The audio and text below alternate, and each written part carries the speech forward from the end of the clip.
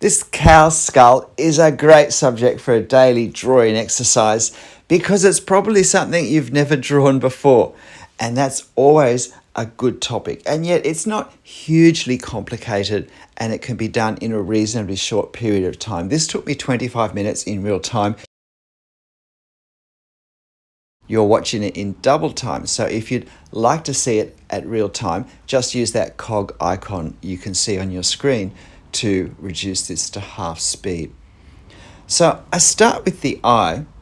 The thing about a skull, especially a skull as large as this, is that there aren't obvious points that we can use to start and end parts of it. But the eye socket is one of the more significant features. So I'd always intended to draw this larger than actual size because it is a relatively small photo. But I must admit it ended up getting a little larger than I expected. I probably took that section too far out to the left, and so that's started now my perception of it being larger than I really needed to make it. But what I'm doing as I draw this is I'm looking at the form and I'm trying to get an appreciation of the curves, of the roundedness of various parts of this skull, to break it down into smaller parts to draw and to use marks, often not lines, to help just distinguish between the different parts, the different curved sections that fit together to make up the skull. And certainly these crack marks, not broken crack marks, but divisions in the bone that gave flexibility to movement of the skull when the cow would eat and so forth. So as you can see, I'm trying to align with what I've drawn, and I'm aligning some of the indications of the three-dimensionality, whether it's a very slight shadow or whether it's where the bone has weathered in slightly different ways.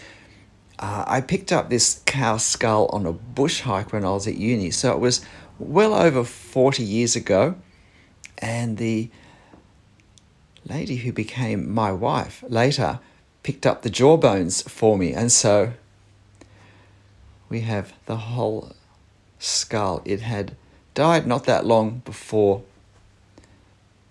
we came across it. It had been a very, very dry drought period.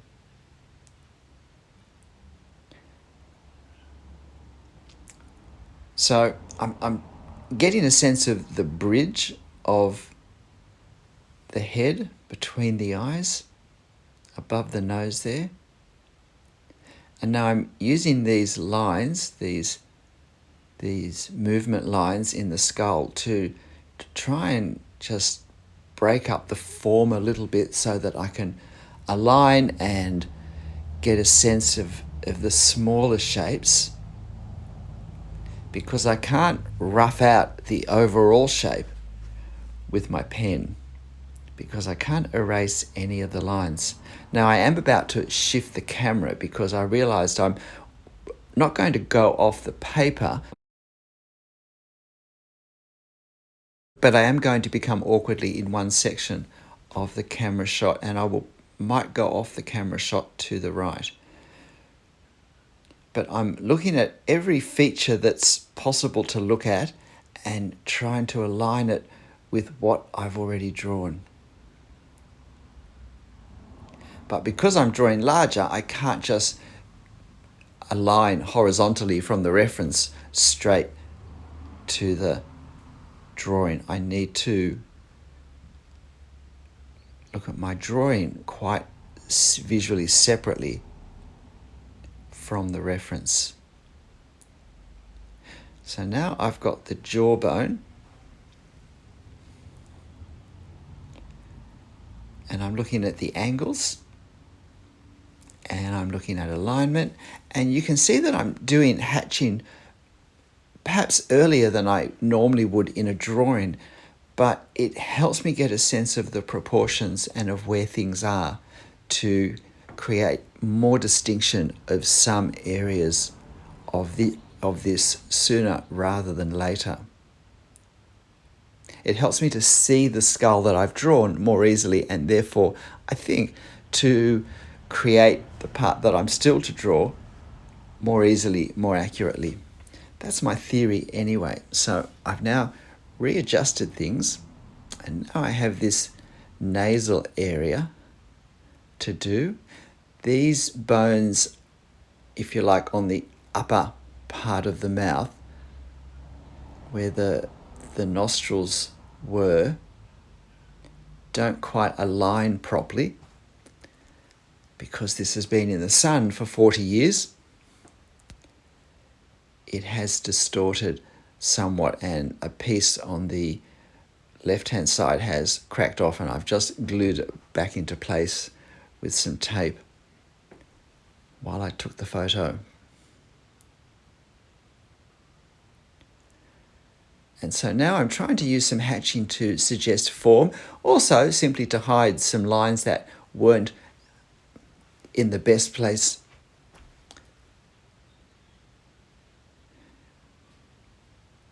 And that's one of the great benefits of hatching. We get a lot of lines in a small place, and we can sometimes hide lines that didn't quite end up in the right place in that hatching. Again, I'm looking for features that I can draw. I'm looking into the shadows. It just occurred to me that I didn't do shadow under the skull, which I think was a mistake, because it would have given it a nice sense of solidity. So now working on where the front teeth would have been, that would have ripped the grass out of the ground, and then the tongue would have moved it back to then be munched up, chewed up, pulped up between the molars.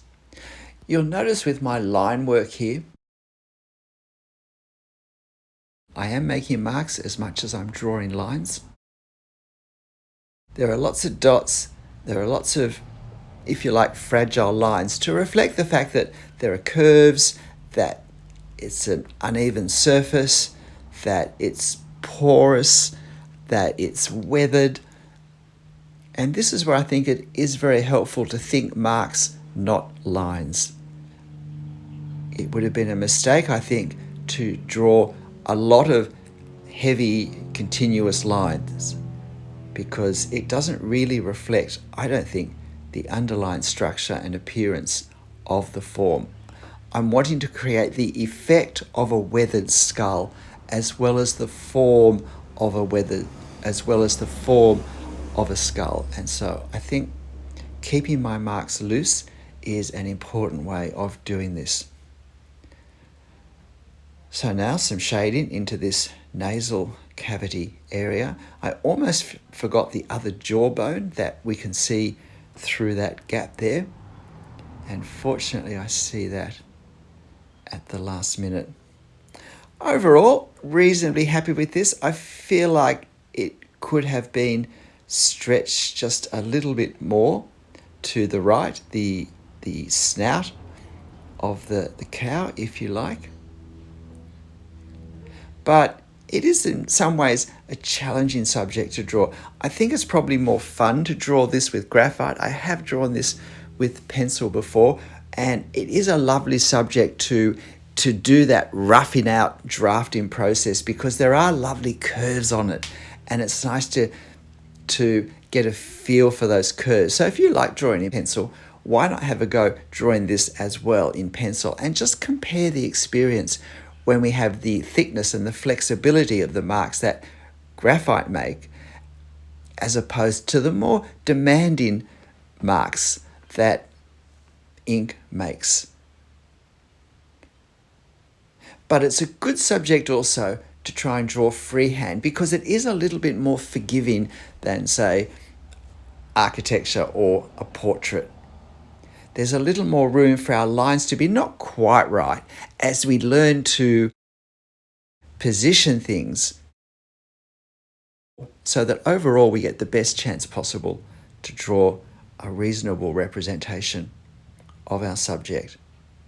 So I think it is a really good subject. So even if the idea of drawing a skull doesn't grab you as a subject, I think it's a really good subject to practice freehand ink drawing. So, of course, this photo will be on my channel community page, so you'll be able to get it there and have a go. And I think that's just about it. A little more work on the teeth. When I was a teacher, I took this to school for some various lessons on description and things such as that. And one or two of the teeth went missing while that was the case. But basically, it's, I think, weathered quite well for the age that it is. So just looking at the values, adjusting those, checking for any further lines I've missed. And I think it's pretty much done. G'day, I'm Stephen Travers. Well, what do you think? Another different subject, and again, that's one of the benefits of these daily exercises. Look, I really do hope you give it a go. Although it's not an easy subject, it is forgiving if things aren't quite right, because we don't have a strongly predetermined idea of how it's going to look in our head. But look, whatever you draw and however you draw it, make sure you have fun. I'll see you next time. Bye.